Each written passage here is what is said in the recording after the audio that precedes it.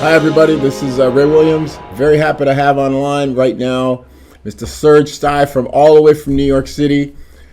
Hey, Serge, how you doing, man? Hey, how you doing, Ray? Everything good?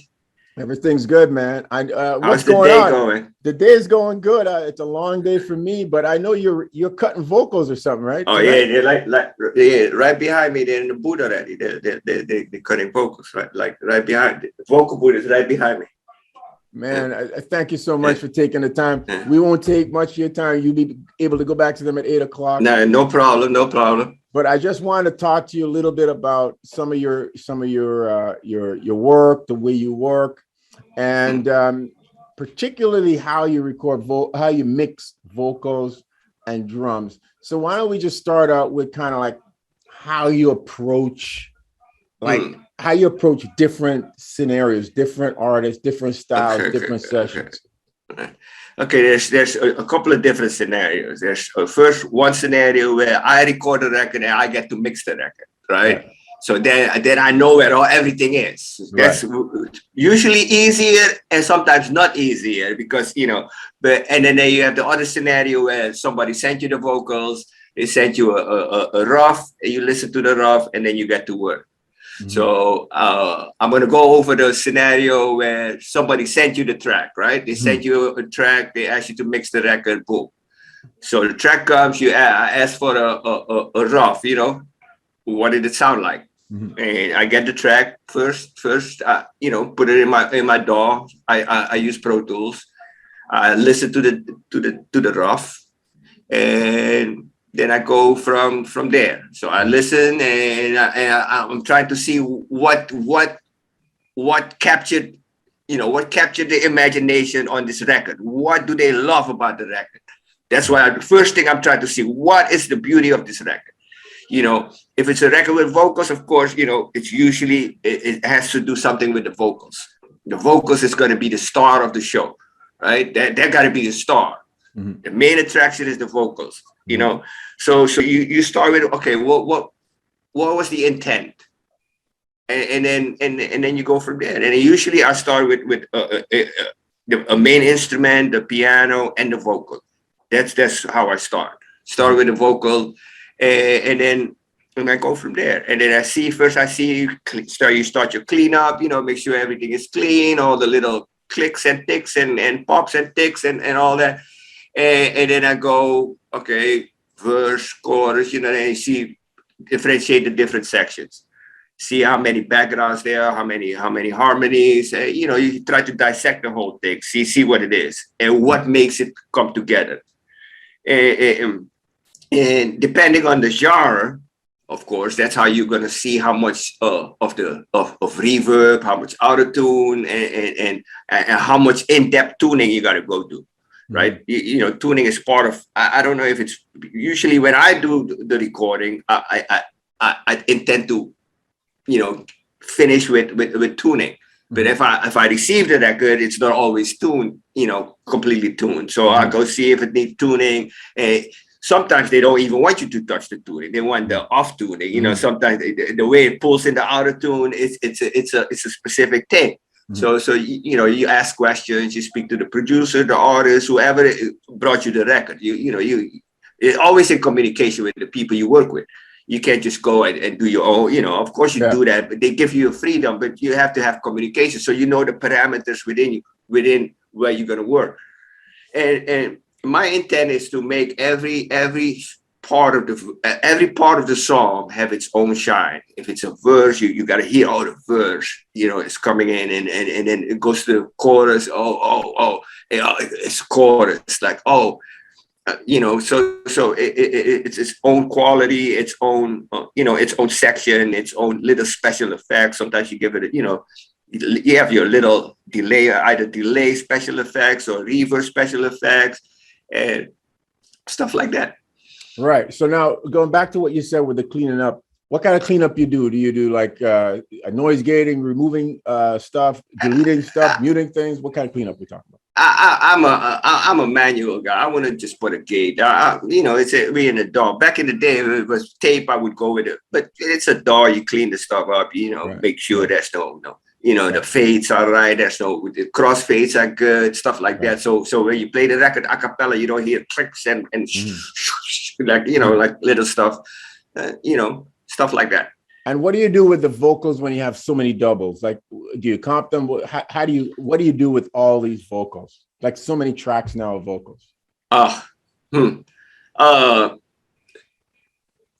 Not always you have that many vocals, but when you do, you know, you have to go through all the vocals. You have to sort them out. You have to see what section go with what section. You have to go. I like to go section in key, like oh that's the tenors, that's the sopranos, or you know, or you know, however you want to call it, the highs, the lows, the mids, or you know, or the, you know, whatever part of the harmony. I like to group them together, and I like to vocal line, you know, vocal line them. And most of the times I'll even make you know, stereo bounces of them. So once I have a sound of the, you know, the highs or whatever you want to call it, the tenors or the sopranos, I'll group them and make a bounce. So I can handle them better. You see, in the mix, I can always go back and change the balance of that. But once I have that, I commit to it. You know, and then I can move forward. So my mix is lighter. So I'm not bogged down with like 50 tracks of the same thing, you know, stuff like that. Okay, so now when you say you make stereo mixes of them, if you have the highs, the mids, and the lows, do you pan them independent of each other, or you kind of treat them as one set of backgrounds? Meaning, no. The highs over here. No, yeah, I kind of treat them like separate, like highs, lows, mids, right? And then you can group them, and you can, you know, pan them, like you can make funky panning. Then now you can make the panning however you want. Now you have more options in the panning, if they, you know, so yeah. Okay, now let's go talk about reverb now. So on a typical vocal mix session for you, and I'm saying, you know, it must be varying a lot. I mean, how do you decide how many reverbs? What do you put reverbs on?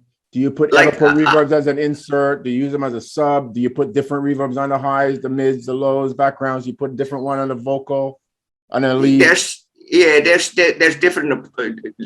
So usually I'll start with this, you know, like my template. Like if it's a hip hop record, I go with my kind of hip hop template or trap template, you know, and my template is kind of, I can go anywhere with my template. I you know, I can make a left turn, right turn, and go anywhere because I have like a bunch of reverb sends, I have a bunch of delay sends, I have a bunch of parallel sends, you know, some flanger, phaser sends. And at the same time, I have like individual track with like special filters, you know, radio filters, like little stuff like that. And depending on the record, then I'll see which reverb is going to go with that record, and how many of the reverb, how many, you know, I have like, let's say I have 3 reverbs. I can, you know, one is a chamber, one is a hall, one is an ambience, or one is a plate. You can, you know, create different combinations. You create a combination plate, ambience, hall. No matter, it's all that matters is what it's going to sound like. So you can create any space, you know, and I like to create new spaces. That's like, you know. Okay. Now, one question from the chat. Guy was asking about mixing on a console, rather mixing in the box. Do you treat those two as two separate things, or do you favor one over the other, or are there any differences or advantages you see? Well, mixing in the box, now you can mix with a fader too. So it's kind of like now the line is very, very blurred. Like you can't even tell, because I'm on a little SSL console, and I can go either way. I can be in either, you know, I hit one button, now I'm in now it's all, you know, DAW faders. The other button, now it's all analog faders. So if I'm in analog mixing, you know, it's the same thing, pushing faders. In the box now, I'm pushing faders too. So it's kind of a similar approach, really. Right, you know, right. It's still faders, you know. Right. Okay. And in a typical scenario, like, do you start with do you start with vocals? Do you start with drums? I mean, do you start with a certain thing most of the Um, time, or is it vary based on the artist?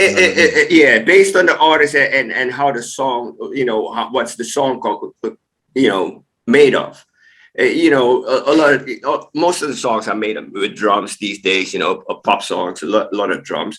So drums are important in the whole thing. But you want to start with the melody of the melody instrument of the song and the vocal. I want to hear those. Like yesterday we had a song and it was a guitar driven song, vocals. Of course they were hip hop, like very trap drums. And I started with the guitar and the vocal. That's how I started building the song. Guitar, vocal, then I bring in the rim shot. That's when the people just lost it. Wow. Because now they can really hear. They're sitting in the song in the room, seeing how the mix is being built. So they hear it from nothing to like one piece, another piece, another piece, another piece, and then they hear it again without nothing again, and then they hear another piece, and they're like, oh shit.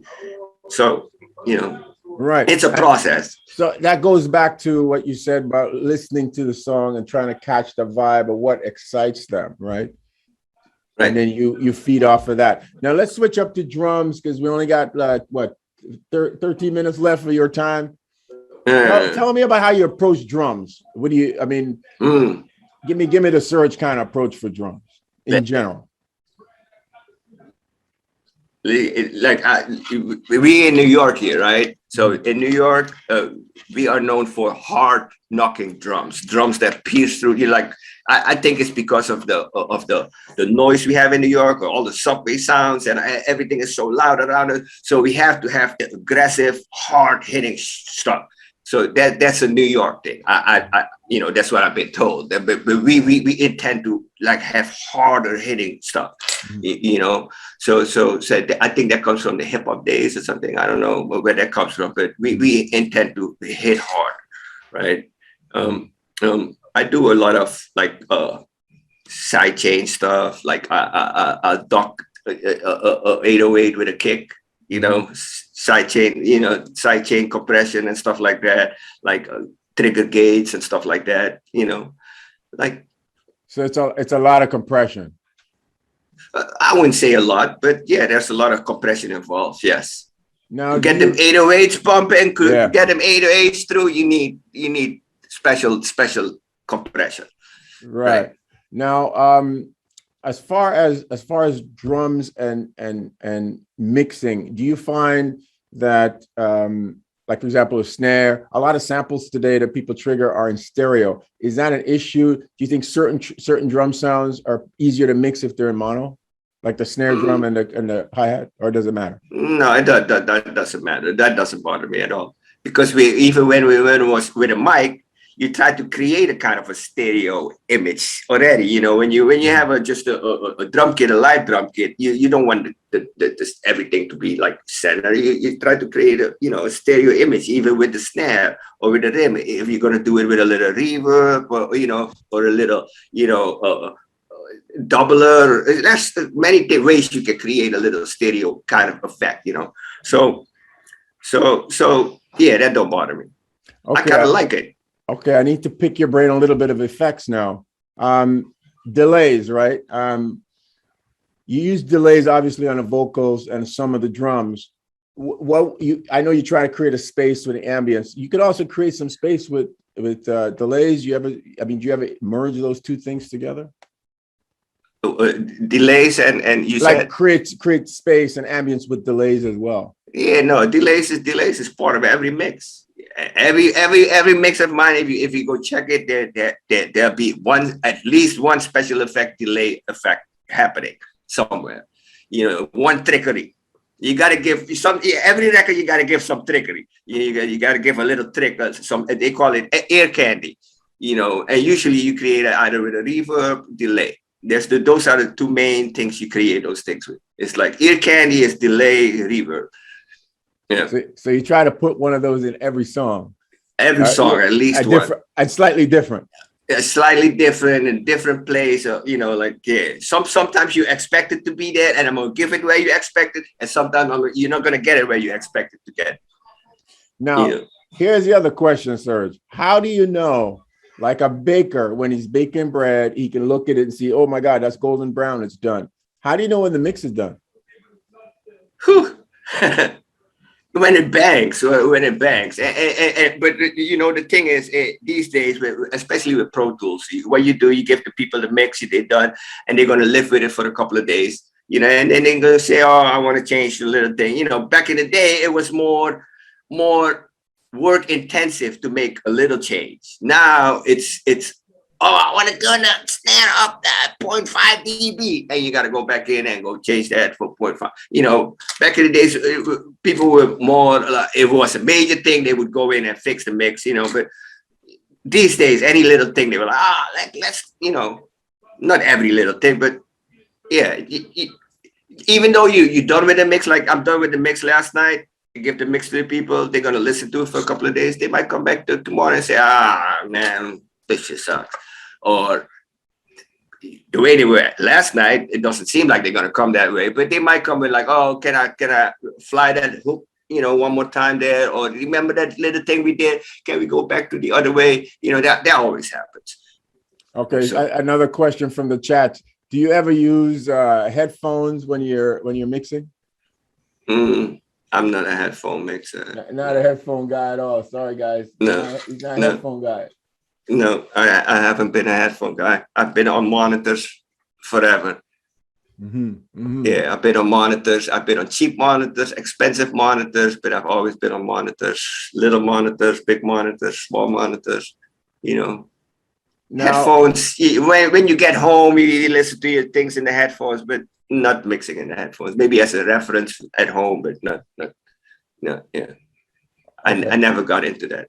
Okay. Now, in your journey as a recording engineer, do you find your skill or your approach constantly evolving, or you kind of have sort of built up a certain style that's worked for you throughout, or say the last 10, 15 years?